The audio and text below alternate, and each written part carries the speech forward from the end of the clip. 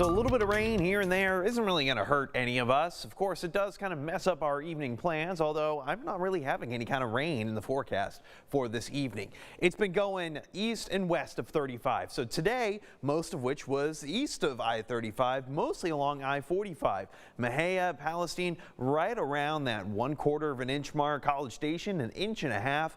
Temple, Waco, very small amounts of rain that we got over the last 24 hours. That's been since midnight.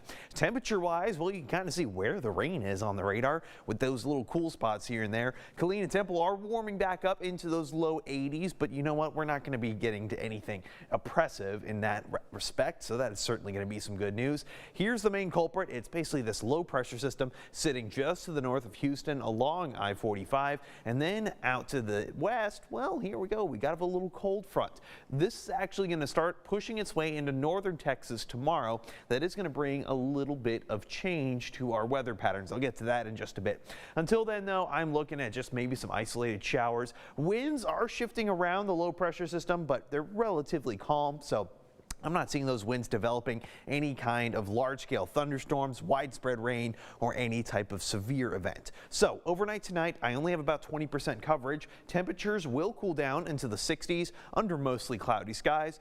You know what?